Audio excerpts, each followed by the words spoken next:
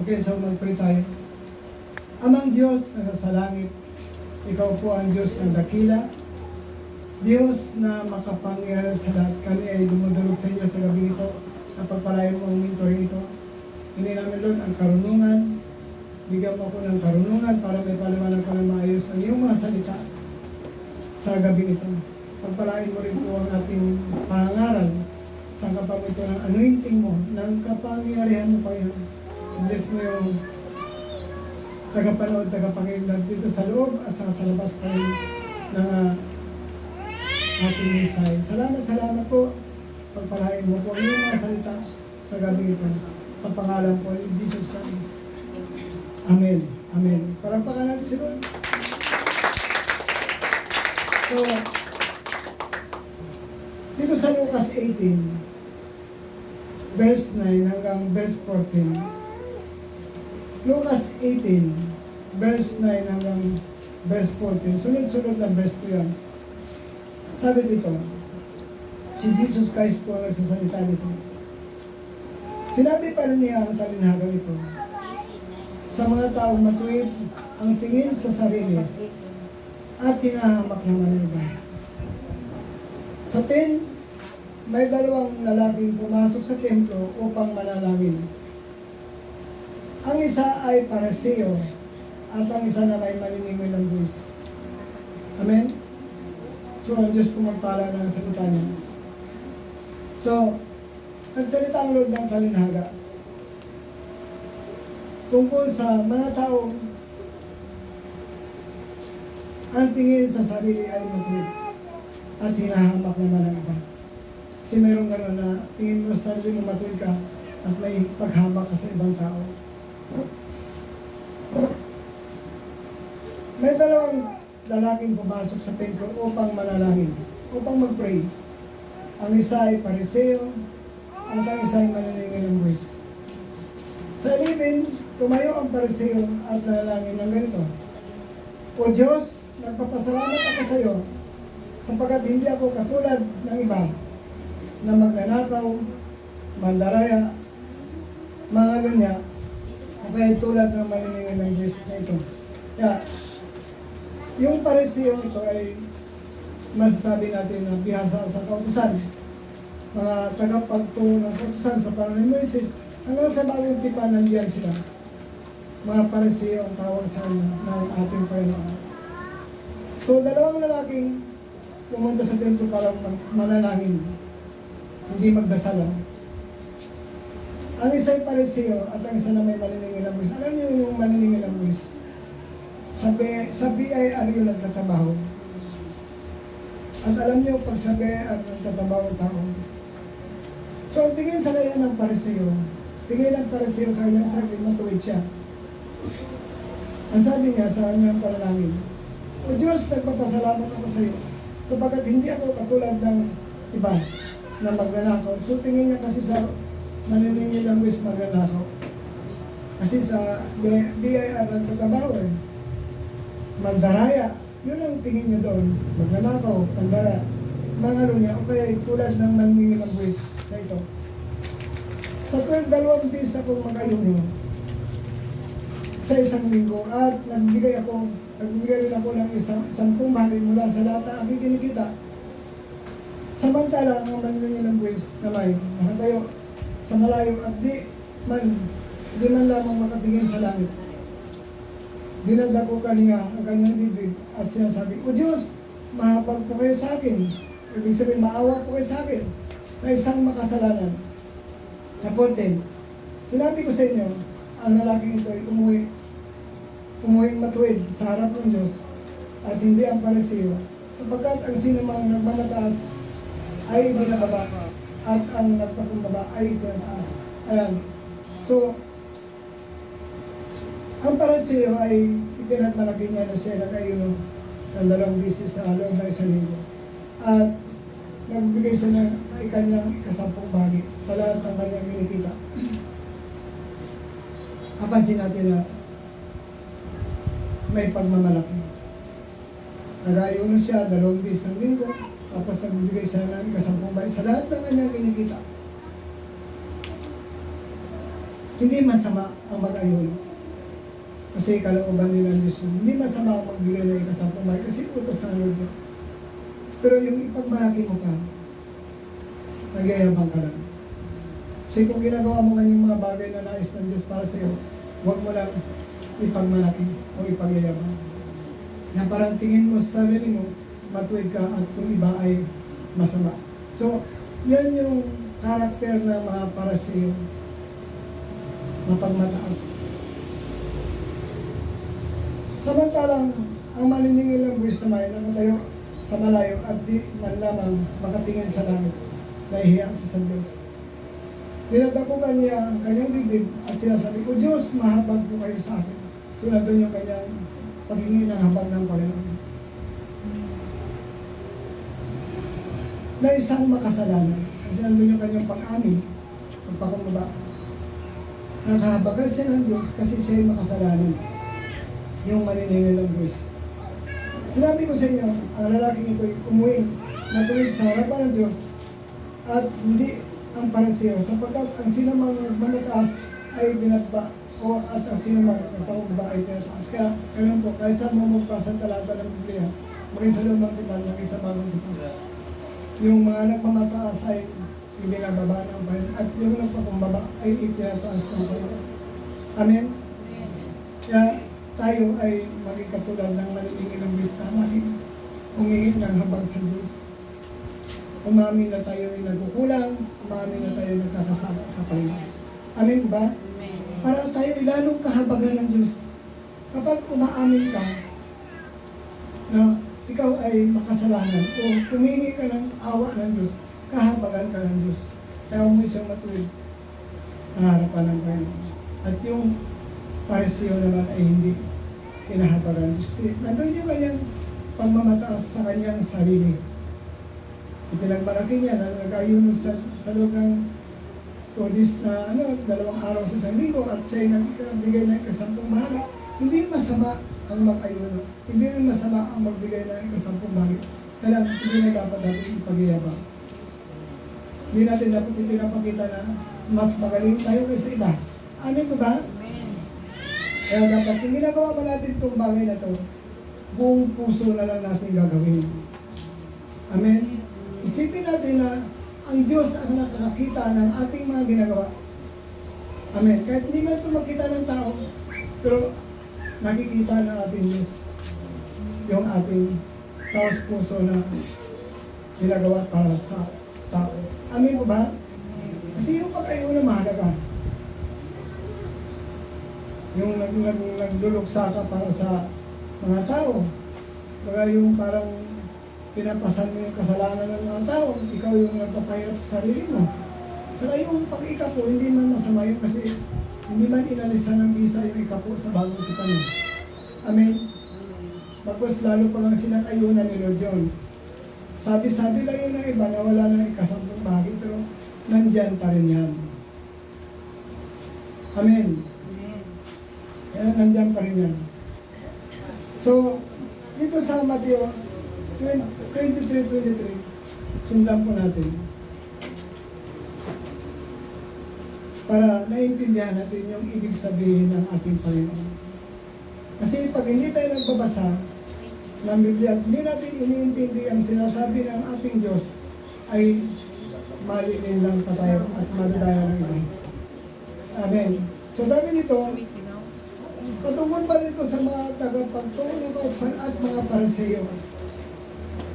Kahabag-habag kayong mga tagapagturo ng kautusan, mga tagapagturo ng kautusan, sabi ng kahabag-habag kayo, at mga Pariseo, mga mapagpunwari. So yun yung ugali nila, mga mapagpunwari.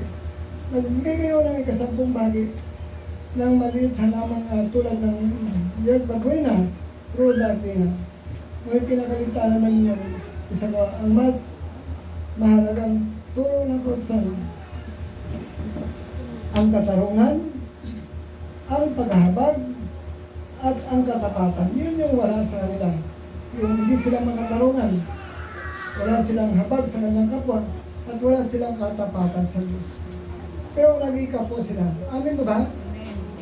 So nag-iikapo sila. Ano ang sabi ng payon tungkol sa ikapo?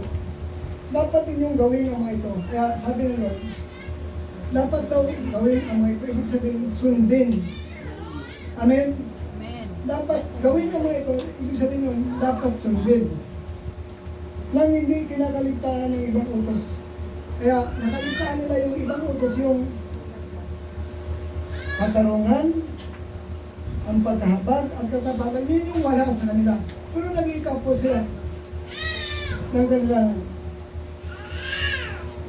pero gagawin na, roda at nga, kailangan yung problema sa kanila. Nandun yung kanilang pagpapakunwari. Nandun yung pagpakita nila magaling sila sa tao. Pero sa paningin ng Diyos ay hindi sila matuwid. Kaya hindi sila makatarungan. Wala silang habag. Hindi sila tapat sa Diyos. Kaya dapat din yung gawin ng mga ito. Ano ibig sabihin na dapat gawin ng mga ito? Kasi nag-iikap po sila eh. Ibig sabihin, dapat ninyong sundin ang pang-ikapo. Kailan huwag niyong kalitaan ang ibang utos. Amen. Huwag niyong kalitaan ang ibang utos. Ano yung utos ay yung katarungan, yung paghabag at katapatan. Nang hindi kinakaligtaan ng ibang utos. Kasi mahalaga yung katarungan. Maging makatarungan tayo.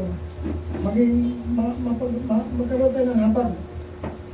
Magkaroon tayo ng katapatan. Yun yung wala sa kanila. Yun ang nirebuke sa kanila ng Panginoon.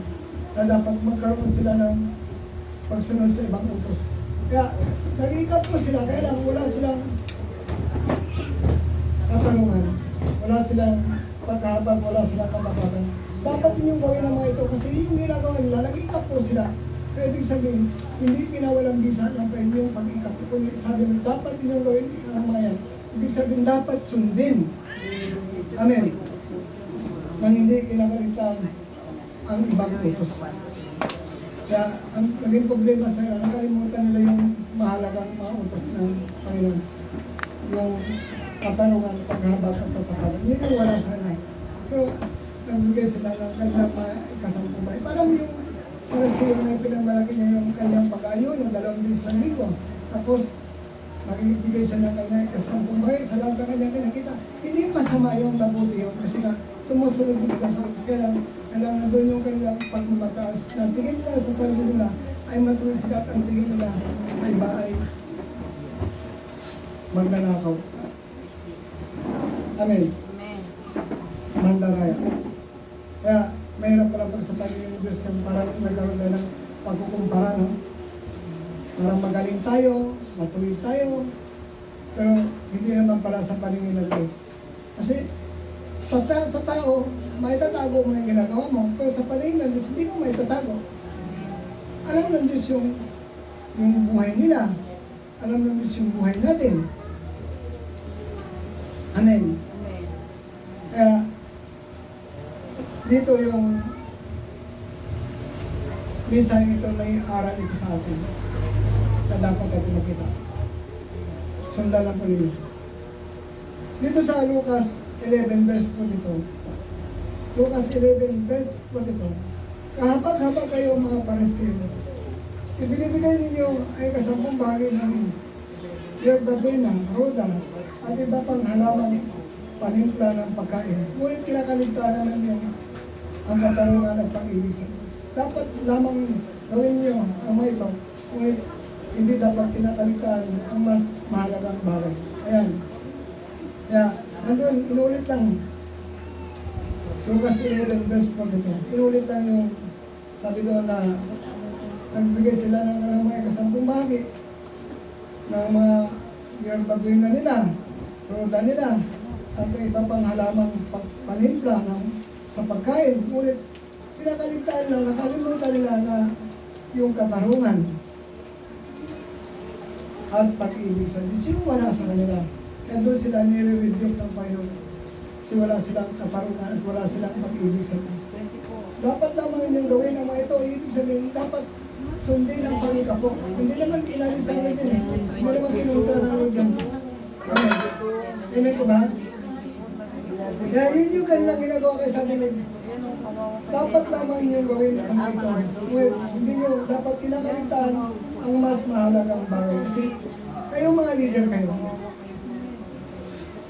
Ang sabi ko, na lahat ng itinuturo sa inyo, ay tuturo din ninyo sa baba ninyo. Para hindi lang kayo ang may alam, kundi pati yung mga tinuturoan natin ay magkaroon din ng kaalaman sa salita ng Diyos. Amin po ba? Hindi na naman kasi para lang sa inyo yan, kundi para sa lahat. Amen. Para sa lahat ng tao. Sa lahat ng ating mga tinuturoan. Para alam nila, kasi sabi nila wala na daw ikaw. Pero sabi na pa yun, dapat ninyong gawin ang ito. Kasi yun yung ginagawa nila. Kaya lang problema, wala silang katarungan, wala silang pag-ibig sa Diyos. Dapat lamang yung gawin ang ito. Ibig sabihin, dapat sundin ang paikapo. Hindi yan inalis na yun. Yung visa na ikapo. Kaya, papansin natin dyan na nandyan pa rin yan. Amen. Kuha nyo? Nandyan pa rin yan. Dito sa Lucas 21, verse 1 hanggang verse 4, sunod-sunod na verse. Lucas chapter 21, verse 1 hanggang verse 4, sunod-sunod na verse. Ang handog ng biyuda. Ang handog ng isang biyuda. Kung mo naman ito sa paghandog. Nang tumingin si Jesus sa paligid, nakita niya Lucas 21 verse 1 hanggang 4. Sunod-sunod na verse na naman yan. Nang tumingin si Jesus sa paligid, tininan ni Jesus yung paligid niya. Nakita niya ang mga mayaman na naglalagay ng mga handog sa templo. Doon sa baksukrin, parang baksukrin yun. Doon nila hinuhulog yung kanilang handog. Amen. Pag-usapan naman natin ang tungkol sa paghandog. Nakita niya ang mga mayaman na naglalagay ng mga handog sa templo.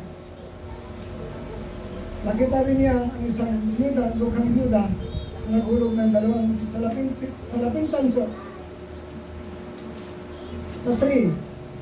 Sinabi niya, ang inhandog ng lukhang byudang yun ay higit pa sa inhandog nilang lahat. Sa 4, ang inilagay nila ay bahagi lamang ng kanilang kasaganaan. Ngunit ang kanyang ibinigay ay ang buo niyang kabuhayan. Kaya mapansin natin yan pagdating sa paghandog. Kasi lahat yan nakikita ni Lord. Nakita niya yung mga mayayaman, yung naglalagay ng mga handog sa templo. Nakita din niya yung dughang byuda na naghulog ng dalawang salaping tanso. At ito ang sabi ng Lord. Sinabi niya, ang inandog ng dughang byudang yun ay higit pa sa inandog nila nga. Bakit? Dalawang salaping tanso na naninulog niya, yung mga mayaman, maring may tugtog pa yun, may trompeta pa yun. Amen. Kasi mayaman ang bigay. Alam niyo naman yung mayaman pa ng bigay, medyo may kunting yabang yun. Amen. Pero ang sabi na Lord, yung kanilang ibinigay ay bahagi lang ng kanilang kasaganaan. Pero yung byuda, yung kanyang ibinigay, ay ibigay niya yung kanyang kabuhayan. Pagdating pala sa paghandog, kailangan talaga iba ang ikapo. Ang ikapo 10% lang. Yung handog talaga, buo talaga. Buong kabuhayan.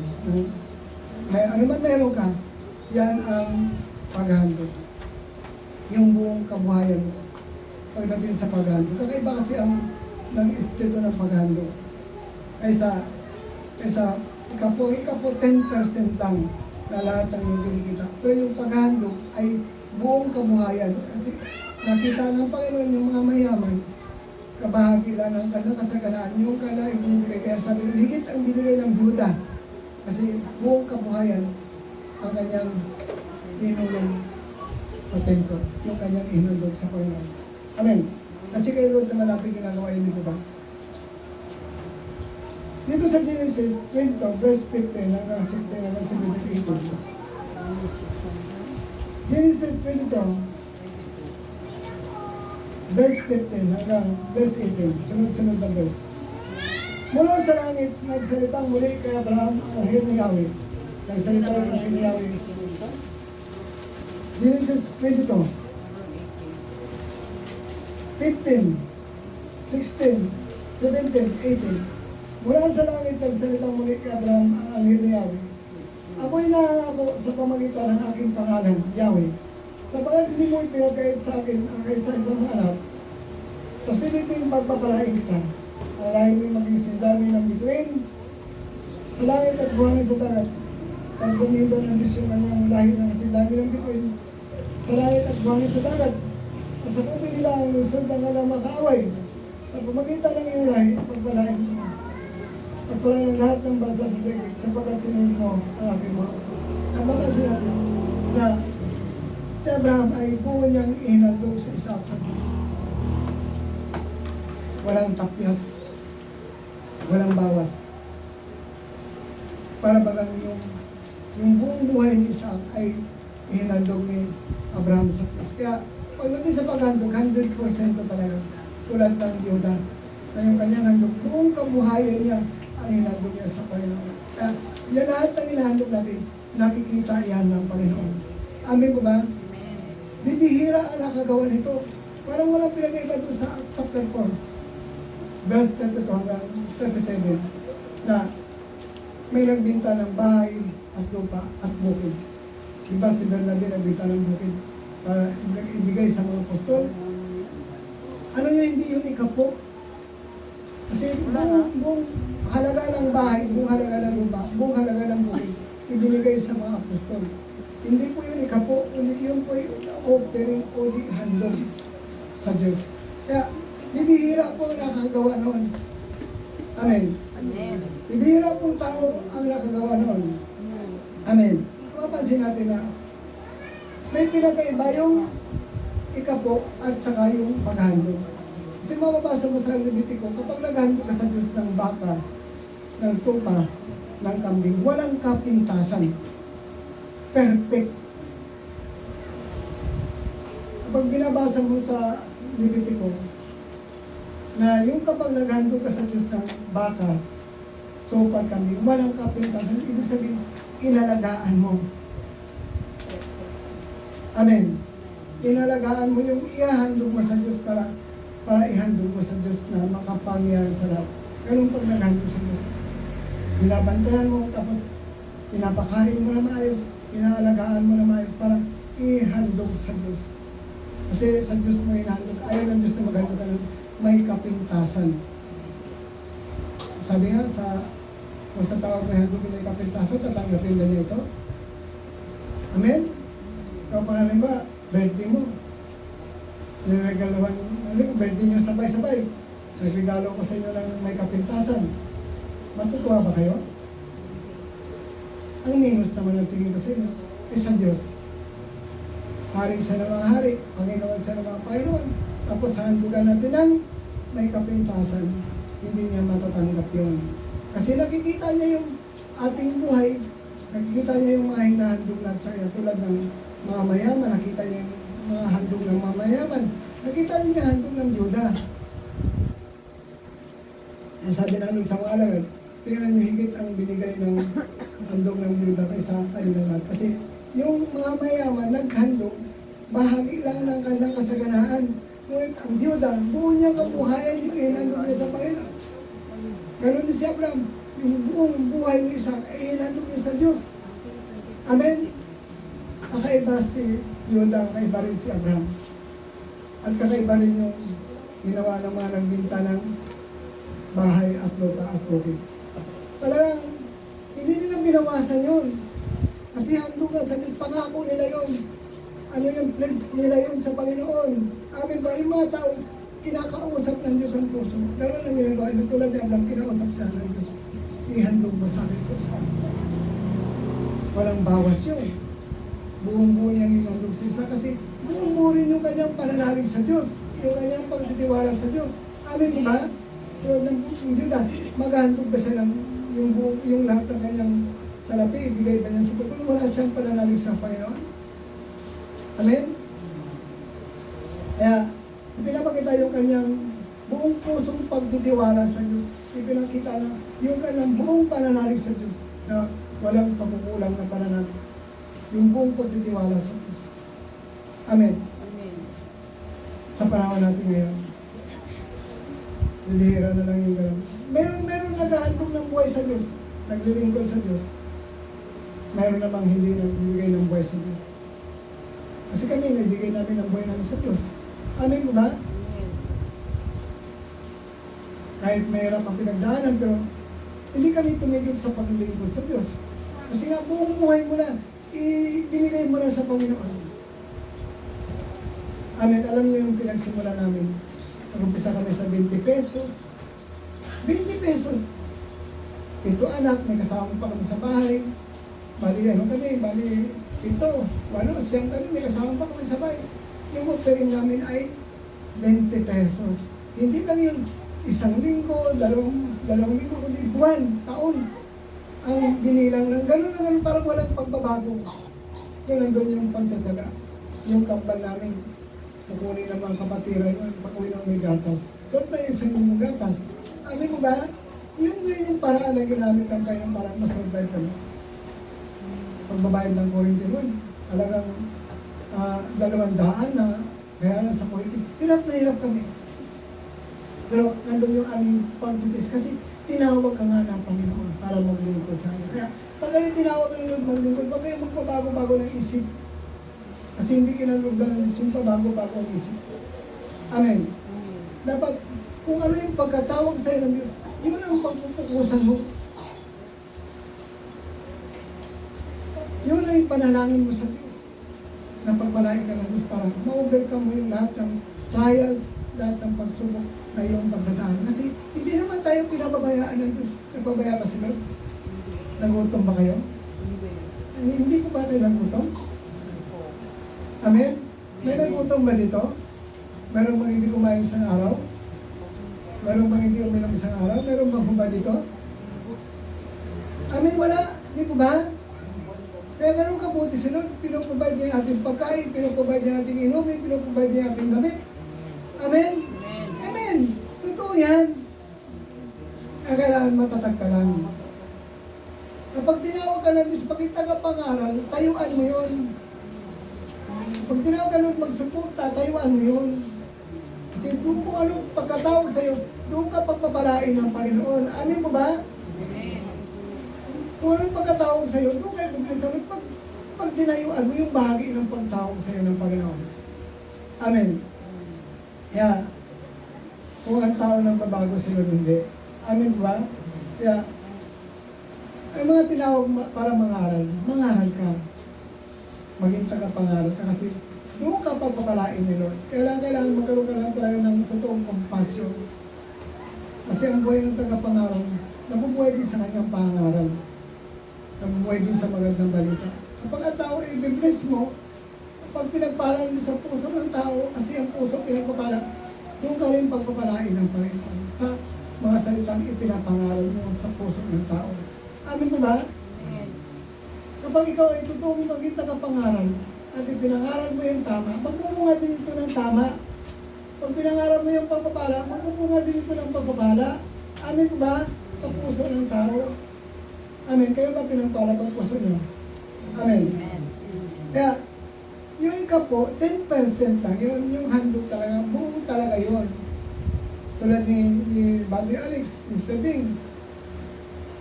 Alala ko nung time na ibinigay nila yung motor sa Panginoon.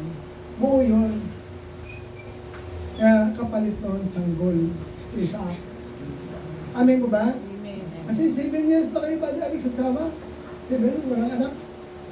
So, nung ihinandog nila ito kay Lord, hindi sa akin bagamat ako tumatanggap ako gumagamit, pero kay Lord nila binigay yun. Kapalit noon ay sanggol si Isaac. Amen.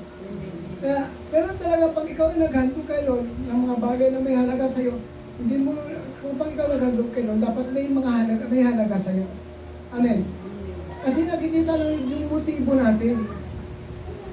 Yung ating motibo, nakikita yan ng Panginoon. Kapag naghandog ka ng isang bagay na mahalaga sa'yo, at hinandog mo sa kita na dyan, may kapalit yan, tulad ng Yuda. Hindi na sinalaysay doon kung ano yung kapalit nun, tulad ng nagbinta ng bayad. At lupa, bukid, hindi na sinalaysay kung ano yung kantipato. Kay Abraham nakita natin na pinagpala siya ng Diyos. Siya mismo at yung kanyang lahi, pinagpala din. At sa pamagitan ng kanyang lahi, pinagpala ang lahat ng bansa sa daigdig. Amen. Kaya ito naabot tayo ng magandang balita. Yung buhay na walang hanggan natin matatanggap pagdating ng takdang panahon, hindi po kayang bayaran yun ng salapi. Yung ipinapangarap sa inyo, hindi po yung kayang bayaran ng pera. Amen po ba? Hindi kayang bayaran ng pera yun. Kaya, yung ikasampung bahagi, 10% time. Pero pag talagang natin sa paghandog, talagang buo talaga. Amen. Pag kayong kinausap ng Lord, ay gawin ninyo. Amen. Kasi merong kapalit yan na malaking papapala. Kung ano yung para sa'yo, yun ang tatanggapin mo. Amen. Kung ano yung motibo mo, yan ang tatanggapin mo. Tulong sa mga kapatid na nangailangan. Itong pangalawang Korinto 9, chapter 9, verse 2 hanggang 3, 4, 5, 6. Parang Korinto 9, kasama dito yung parang Korinto 8. Yung mga Macedonia na nagbigay ng kahit nahirapan sila. Tingnan natin kung saan ang direksyon nito. Inuulit po yung pangalawang bisko natin itinuro. Tulong sa mga kapatid na nangailangan. Parang Korinto 9, chapter 9, verse 1, verse 2, verse 3, verse 4, verse 5 hanggang verse 6. Sabi diyan, sa verse 1, hindi na kailangan sumulat pa ako sa inyo, sabi ni Pablo, tungkol sa pagtulong sa mga kapatid sa iglesia, patungkol sa pagtulong. Tingnan niyo yung direksyon nito. Kasi minsan, hinahalo-halo natin yung pagtulong natin, may ikapo tapos pupunta tayo dito. Amen. Yung ikapo naman, hanapin niyo sa Biblia tulad ng Leviticus 27:30. Lahat ng ikasampung bahagi, lahat ng bini, lahat ng bunga ay sa Panginoon. Yung bini, yung puhunan, yung bunga, yung tubo sa Panginoon. Sabi doon. Kasi ang ikapo, banal sa Panginoon. Amen. Banal yan sa Panginoon kasi pag-aari ng Diyos yan. Kuha nyo? Hanapin nyo kung saan yung pang-templo talaga kasi diba yung ikapot pag-agad sa templo talaga ginagamit yan. Malaki 3:8. Sabi doon, matwid bang pagnakawan ng tao Diyos? Hindi, ang Diyos mismo sumagot. Paano niya kung pinagnakawan sa may kasampung bahagi mga? Yung sampung bahagi ano, yan yung hindi ibinalik ng mga tao noong ng panahon sa Diyos. Kaya sanay, sinumpa sila ng Panginoon. Amin ba? Kaya yun tayo bumabayad nyo. Tayo mga susunod, binabayaran natin yun. Kaya meron tayong may kapagpaghandog. Hindi na kailangan sumulat pa sa inyo. Tingnan yung direksyon nito. Tungkol sa pagtulong, sa mga kapatid sa iglesia. Pag sinabi iglesia, kapulungan tayo yun. Hindi yun nagpapatukoy na sa iglesia ng tao, iglesia ng Diyos. Kasi tayo iglesia ng Diyos. Kasi naniwala tayo sa Kristo ay Diyos. Amen. Alam kong handa kayong tumulong tungkol sa pagtulong. Kaya pinagmamalaki kayong mga taga-Macedonia. Kasi Paul, pinagmalaki yung mga taga-Macedonia. Kasi sabi lang, ang sabi ko, handa kayong mga taga-Akaya. Noong pang nakaraang taon, dahil dito, lalong sumigla ang pagtulong. Kaya ito po tungkol sa pagtulong. Kaya pinapunta ko riyan ang mga kapatid na ito upang mapatunayan tama ang aming pagmalaki tungkol sa inyo at nang may handa ninyo ang inyong tulong.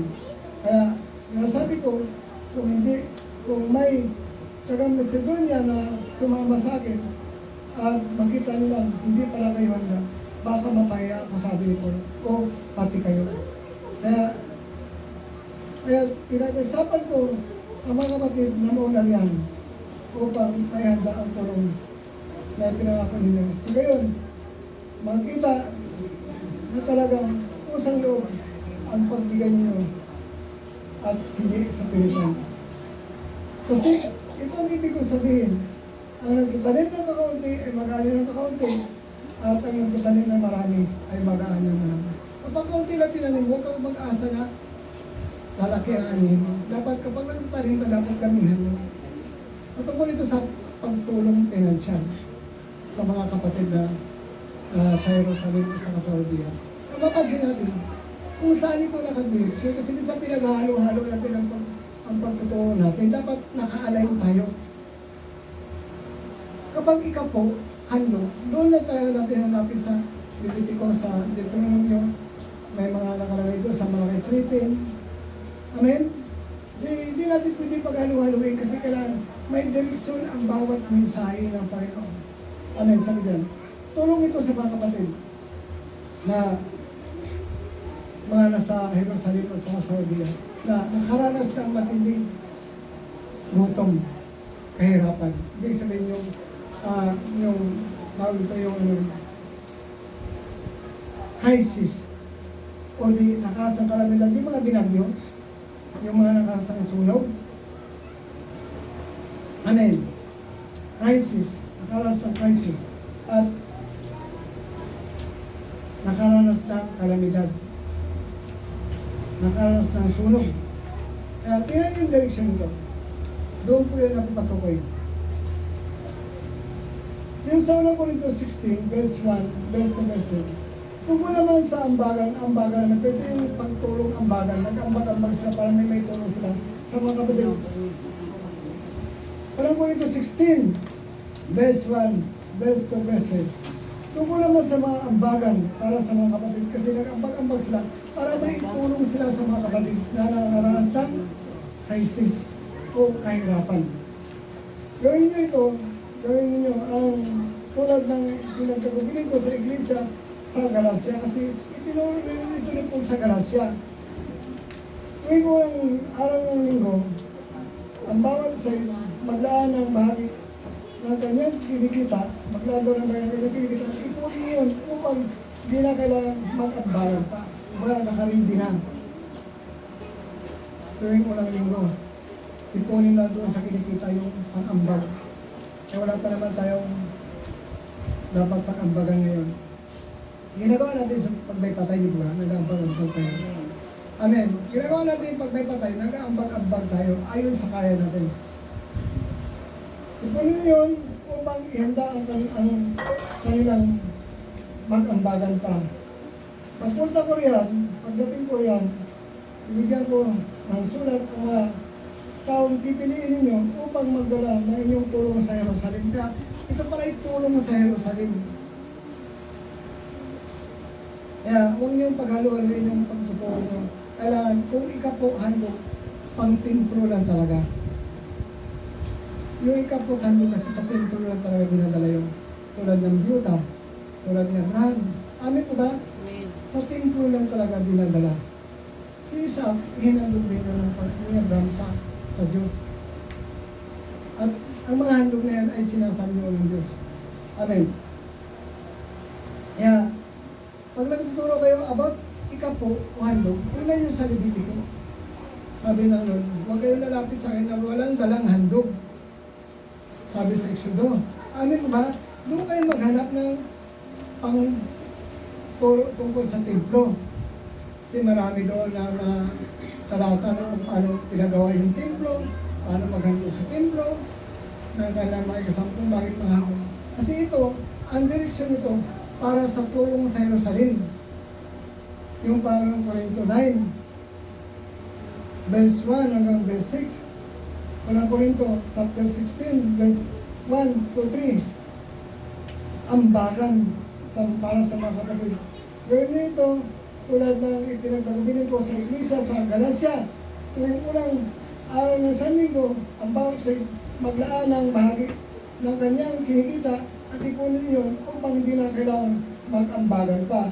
Pagpunta ko riyan, pagdating ko riyan, bigyan ko ng sulat ang mga tao pipiliin nyo upang magdala ng inyong tulong sa Jerusalem.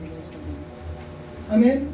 Dapat bawat mensahe may direksyon. Kaya lang, wala pa naman tayong tutulungan ngayon. Na ginagawa na natin pag mayroong patay. At saka, dati ginagawa namin yun sa Mindoro. Papadala kami doon ng sardinas, Lucky Me, mga isang sakong sardinas, ganoon din Lucky Me. Kasi sa mangyan, kasi mahirap sila. Kapag ang mangyan daw ay nakakain ng sardinas, proud na proud ang mangyan. Ipapahid yun sa ulo, tapos 2 linggo, hindi maliligo. At ipapahid yun sa mga kasama niya. Sardinas ang ulo. Ipagpapalit nila yun sa manok at saka sa baboy, ang sardinas. Ganun, proud na proud sila pag may sardinas. Malapit na malapit ang mga mangyan kapag may sardinas na dala. Di ba mailap sila sa mga katulad sa atin dati? Pero ngayon medyo sabilisado na rin sila, malalapit na rin sila. Noong una talaga mailap sila. Kasi nga tayo ang bihis natin maayos, tapos sila kahit biruan mo, ay ganun pa rin yung kanilang babalik pa rin sila doon sa dati na nakasuotan. Kaya pag nakatikim sila ng sardinas, proud na sila. 2 linggo doon hindi maliligo yan. Ipagyayabang sardinas yung kanilang ulam. Kaya may pumunta sa Mindoro, nagbibigay tayo ng sardinas pag may mission doon. At saka Lucky Meal. Amen. Ganun po yung mangyan. Sabi lang na galing doon. Siguro totoo naman kasi yun ang sabi nila eh.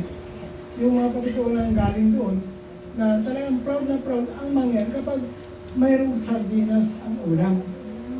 Kasi pinag-iabang pa. 2 linggo daw hindi daw pupunta sa tubig yun. Tapos ipapamo yung kanyang ulo na sardinas yung kanyang ulam. Yan ang kwento ng mga galing doon na nag-mission. Amen. Ha? Totoo ba yan? Okay. So, totoo daw yan. Totoo daw talaga yan. Proud na proud sila sa sardinas. Ayan.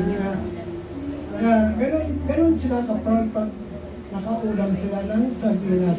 Kaya, mga 2 sako pinapadala natin na sardinas doon. Nung mga nakaraan pa yung mga 5 taon na nakalipas na susuporta tayo sa mga mangyanan, sardinas. Amen. Kasi nandun naman yung puso natin sa pagsusuporta eh. Nag-ambag-ambag kami dito para may padala yung sardinas sa kanila. Kasi nga may nag-mission, nung wala na yung nag-mission, hindi na tayo nakapagpadala ng sardinas doon. Kaya wala na nag-mission doon eh.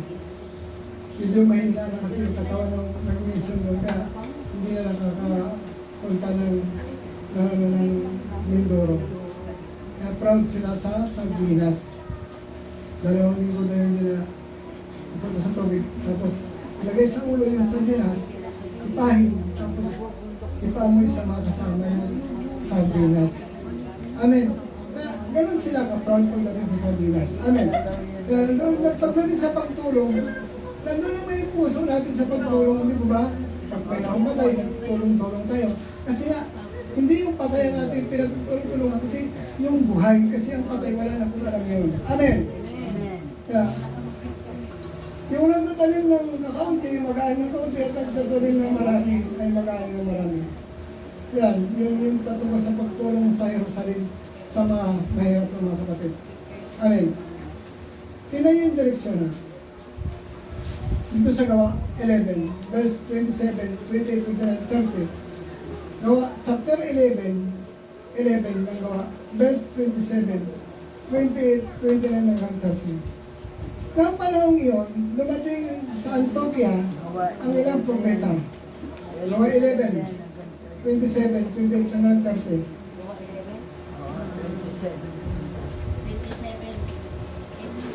Sunod-sunod hanggang 30 yan.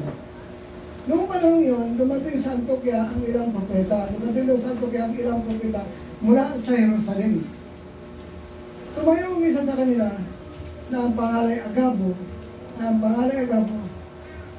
at sa kapangyarihan ng Espiritu ay nagpahayag na magkaroon ng matinding tagutom sa buong daigdig. Nangyari ngayon noong kapanahonan ng Emperador Claudio. Sa 29, napagpasyahan ng alagad na magpadala ng tulong sa mga kapatid na nilirahan sa Judea. Yun ang kanilang pinagpasyahan. Kasi nagkaroon nga ng crisis sa buong daigdig. Amen. Amen. Bakit nagkaroon ng crisis? Kasi nga dahil din sa kasalanan ng tao. Karoon ng tagutom sa buong daigdig. Kaya yung mga taga-Macedonia ay nagtulong-tulong at sa mga taga-Akaya na makatulong sa mga taga-Judea at Jerusalem. Napagpasyahan ng mga alagad na magpadala ng tulong sa mga kapatid na nilirahan sa Judea. ayon sa nakayanan ng bawat sa. Ayon sa nakayanan ng bawat sa. Ganun nga ginawa nila at pinadala nila ang kanilang tulong, patungkol po sa tulong sa mata ng namumuno sa iglesia sa pamamagitan ni Bernabe at Saulo. Saulo naging Pablo. Amen.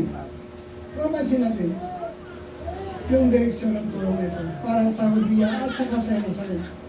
Minsan kasi pinaghalong-halo natin yung ikapot ito. Ay ito naman ay ang direksyon nito ay patungkol sa pagtulong. Amen. Pag ikapo at handog, pagdating sa templo, hanapin yung mga talata o ito yung Levitico 27:30 na lahat ng ikasampung bahagi, lahat ng bini o ng bunga ng panin ay sa Panginoon at ito'y banal sa Diyos. Amen. Amen. Hanapin niyo yung pang-templo talaga ng mga chapter at saka verse. Tulad ng Malakay 3:10, pang-templo talaga yun. Kasi pinapadala yung kasampung bahagi sa templo. Amen. Dito sa Roma 15, verse 25 hanggang 26, 27. Ngunit sa gayon, ay pupunta muna ako sa Jerusalem upang dalhin ang tulong niyo sa mga kapatid na naroon. Si Pablo, pupunta sa Jerusalem upang dalhin ang tulong sa mga kapatid na naroon. Tulong sa mga kapatid na naroon. Sapagat minabuti ng mga taga-Macedonia at Akaya na magpadala ng tulong para sa mahirap na kapatid sa Jerusalem. Kaya, pansinin niyo yung direksyon ng mensahe. Yung tulong na ito para sa mga kapatid na mahirap sa Jerusalem. Diba tayo, tayo mayroong mga outfits tayo. Kasi mga kapatiran nila ito eh. Nagkaroon ng tagutom sa lugar o nasa lanta ng bagyo o kalamidad o nasunugan o nakaranas ng kahirapan, pwede tayong magpadala ng isang trailer na bigas. Amen. Isang truck na laki, may isang truck na sardinas para ipadala lahat. Halimbawa lang yun. Kasi hindi naman tayo madamo. Amen po ba? Kung lulubin na ba, kaya natin gawin yun. Amen. Kung kalooban ang magawa natin. Kahit na 1 milyon pa bawat isa, kung mayroon tayong kakayanin ko ba, gawin natin. Amen po ba? Masarap ang may matuwa sa ating tulong. Amen po ba? Masarap na may matutuwa sa ating tulong at galing sa kanila. Kapag may pangailangan ng tao. Magpapasyahan ng mga alagad na magpadala ng tulong sa mga kapatid na nananahan sa Judea. Amen. At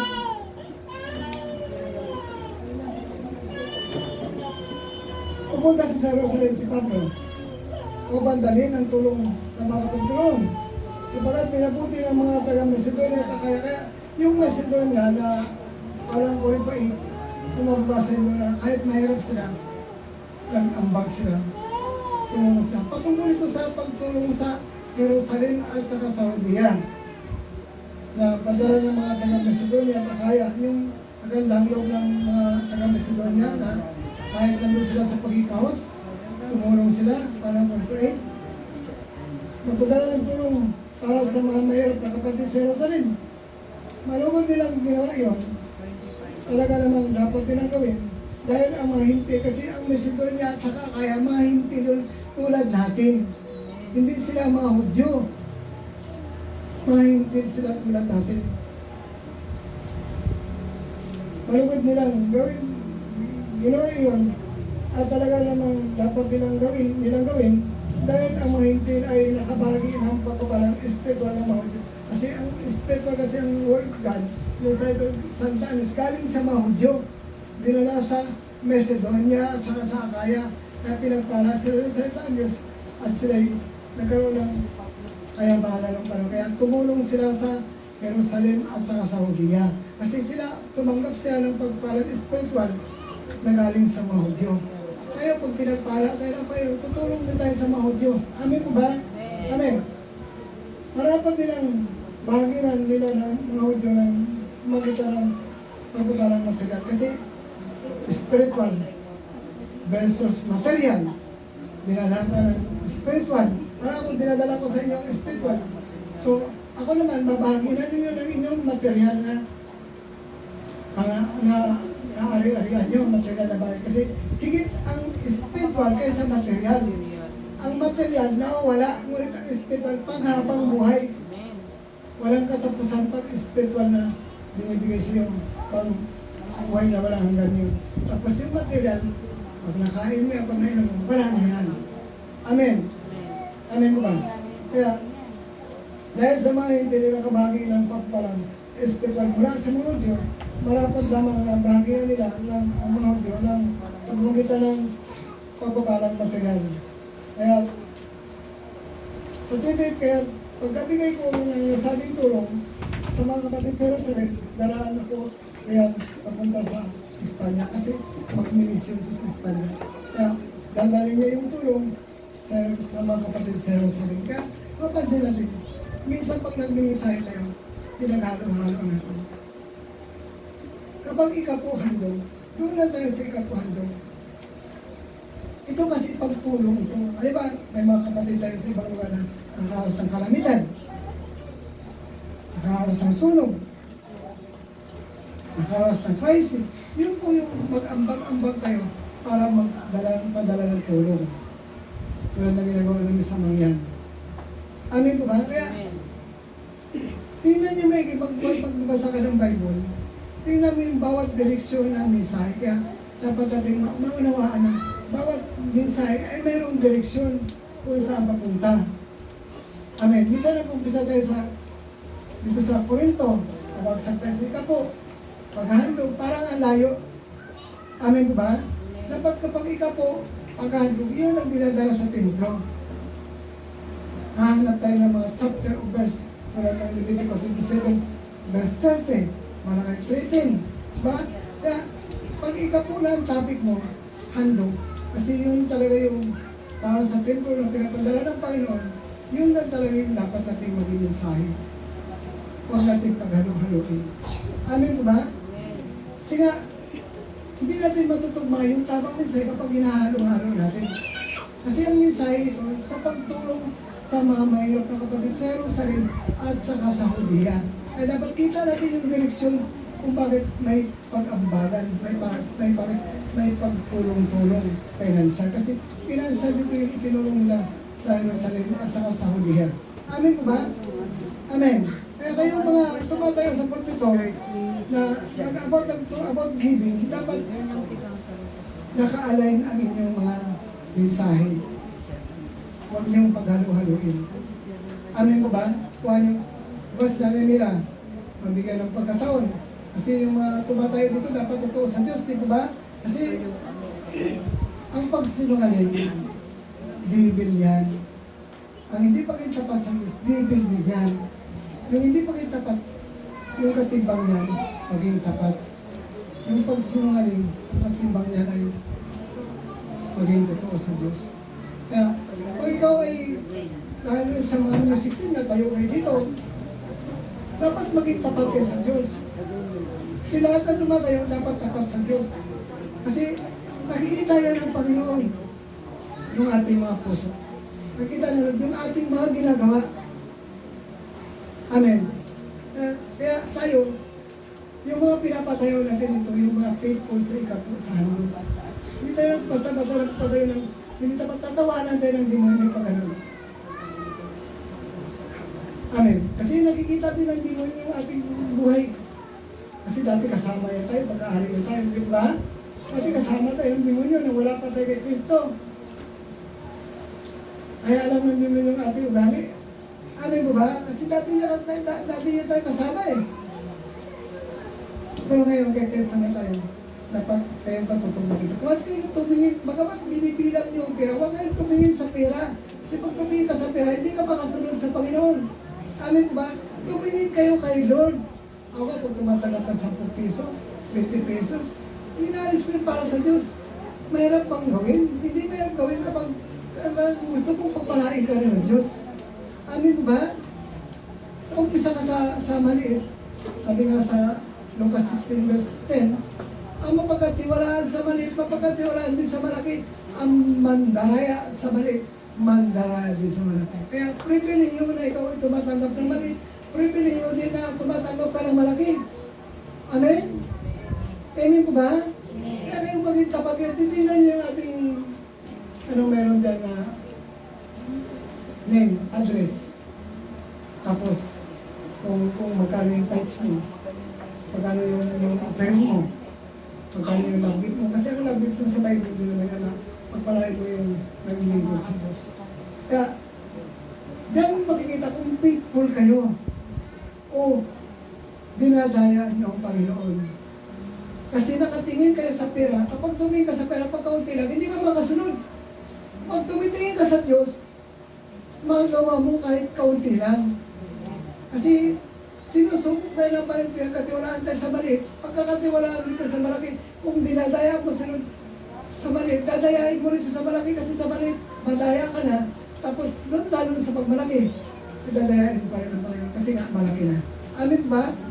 Sa maliit, dinadaya mo siya. Lalo na pag malaki, ano ba? May isang milyon ka ngayon. Ayaw mo ibigay ka doon yung kanyang bagay. Lalo na pag isang milyon na yan. Kapag dinadaya mo sila doon sa 1 milyon, tiyak, dadayain mo rin sa doon sa 1 milyon. Amin ba? Amin po, sigurado po yun. Kasi sa maliit, madaya ka. Amen. Lalo na sa malaki, dadayain mo rin siya. Kaya dapat walang madaya sa Panginoon. Dapat lahat tayo faithful ganun. Para lahat tayo pagpalaan, lahat tayo pagkakatiwalaan ng ating Panginoon. Amen. Kasi nagharap sunod ng pagkakatiwalaan, nagharap sunod ng mga taong tapat sa Kanya. Bagamat may proseso, kasi nga sinusubok tayo ng Panginoon sa ating karakter. Ano kaya doon sa maliit pala na binibigay sa inyo, maging faithful na kayo, huwag yung paghihinayangan. Amen. Huwag yung paghihinayangan. Kasi darating ang panahon na palalakihin ni Lord yan. Kasi mapagkatiwalaan ka na sa maliit, hindi ba? Lalo na pag malaki, subok ka na sa maliit. Eh kung hindi ka masubok doon sa maliit, lalo na sa pagmalaki. Amin po ba? Kaya sa mga naglilingkod sa Diyos, dapat faithful kayo kay Lord. Dapat kayo sa Diyos. Amen. Amen. Dapat ganun yung ugali natin pagdating sa loob ng saman. Ginawa kang anak ng Diyos. Ginawa kang lingkod ng Diyos. Tapos hindi ka tapat sa Kanya. Kaya tumatayo ka rito sa harapan ng Panginoon. Diba? Sa leading ka, sa closing prayer ka, sa opening prayer ka, sa music team ka, pribileyo sa iyo na nakakatayo ka sa harapan ng Panginoon. Amin mo ba? Dapat maging tapat ka sa Diyos. Kaya tinuturo kong katapatan kasi ako tapat ako. Kahit 10 piso, kahit 20 piso, may para si Lord, mayroon para sa Kanya, binibigay ko, hindi ko pinag-iimbutan. Kasi gusto ko maging modelo din ang buhay ko, kaya nga, yung aking pinasa na tatanggap na 1.5 weekly, wala po ano sa titira doon. Binibigay ko sa commitment ko. Amen? Hindi ko tinitingnan yun. May magtira sa akin ng 100. Hindi ko tinitingnan yun. Tinitingnan ko yung gagawin pa rin sa akin ng Panginoon. Amen po ba? Kasi ako naniwala ko na ang Diyos ay mapaghimalang Diyos. Totoo yan. Totoo yan. Hindi ka talaga maubusan pag tapat ka sa Diyos. Hindi ka maubusan. Dadating at dadating yung pagpapala ng Panginoon. Amen mo ba? Kahit pa 10 yan, pa 20 yan, pa 50 yan, pa 100 yan, minsan nakatalandaan, 300. Kahit natutulog ka nga, minsan may dumadating na blessing pagkakatagay lang. Amen? Talaga yung para sa'yo, bibigay talaga yun ng Panginoon. Amen mo ba?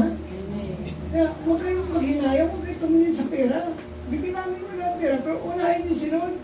Huwag kayong maghinayang. Amen. Tumingin kayo sa Diyos. Manalig kayo sa Diyos. Magtiwala kayo sa Diyos. Amin mo ba? Kasi pag tumitingin ako, kaunti lang to. Unahin ko muna yung mga pangailangan ko kasi kaunti lang to eh.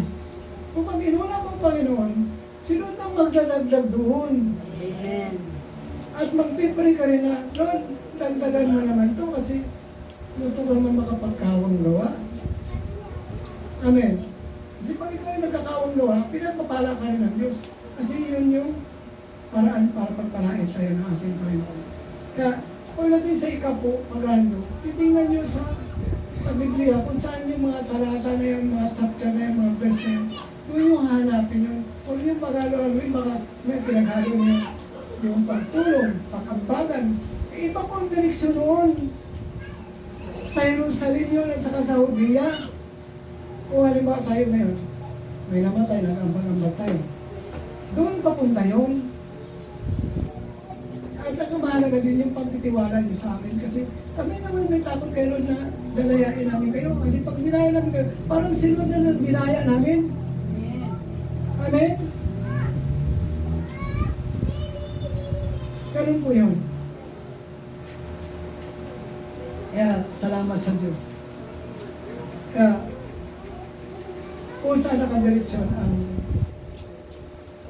mensahe, doon ang dadagin. At saka, naalala ko yung parang ng isa. Kapag kayo nagbibigay, kayo mismo maglalagay dito. Huwag nyo ipadala sa iba kasi iba makikita, iba papapalain. Amen. Amen. Ayun, nakita na yun na may dala dito. Yun yung papalain kasi yun na may dala. Dapat kayo mismo ang magdadala dito sa box offering para ikaw makita ni Lord. Amen. Amen. Kuha nyo? Amen. Kasi pag iba pinadala mo, ba iba makikita doon? Siya pagpalain nun kasi nakita na naglagay dito. Pag ikaw naglagay, alam talaga ng Lord yun. Huwag kang maging tamad kahit maglagay man lang dito ng financial mo. Amen? Minsan, parang tinatamad tayo, ipapaabutan natin sa iba. Yun ang abutan yun yung pagpalain. Kasi yun yung nakita niya ang naglagay. Amen po ba? Kasi sino nakatingin din ba yung mayayaman, nakita ni Lord? Yung buka, yung buka, nakita ni Lord. Kasi lahat yung pinagmamasta ng Lord, yung ating pagbibigay, pinagmamasta tayo ng Panginoon kahit na sa'yo na sa langit, nakikita ng Lord yun. Sabi nga, saan lang daw ito nagkatid? Kung nandun lang pa, kasama natin. Kaya sabi Lord, makipagtipon tayo sa iglesia at makipagtipon din siya sa atin. Sa pagkakatipon natin, nandyan ang Panginoon. Nakamasid dyan sa atin. Yung dalawang mata niya, nakapikit sa atin. At wala tayong may tatago sa Kanya. Amin po ba? Kaya, Lord, kapag dating sa pagbigay ng ikapo, tingnan niyo sa Biblia kung saan dinadala ang ikapo sa bahay ng Diyos. Amen. Minsan nahalo-halo natin yung ating mga tinuturo. Amen. Totoo naman ginagamit naman yung mga talata yun, kaya yung lalo yung magbigay ka, magbigay ayon sa pasya ng puso. Ginagamit natin yun kasi yun naman talaga, nagbibigay tayo ayon sa pasya ng puso natin. Huwag kang magbigay kung hindi mo pinagpasya sa puso mo kasi alam mo hindi ka pagpalayan pag wala kang kagalakan sa pagbigay. Dapat nagpasya ka na pagbigay na may kagalakan sa puso. Amen. Dapat may kagalakan ka sa puso. Amen po ba? Kahit ano mayroon ka, tatanggapin yun ng payo kapag totoo yung tao sa puso mo na binibigay mo yun. So, dapat kayong mga lingkod ng Diyos, mga anak ng Diyos, kaya ginawang lingkod ng Diyos, ginawa kang anak ng Diyos para maging tapat, hindi para maging sinungaling. Amin mo ba? Tanda po yan. Bakit ka ba ginawang anak ng Diyos? Bakit ka ba ginawang lingkod ng Diyos? Para maging totoo sa Diyos. Amin po ba? Amen.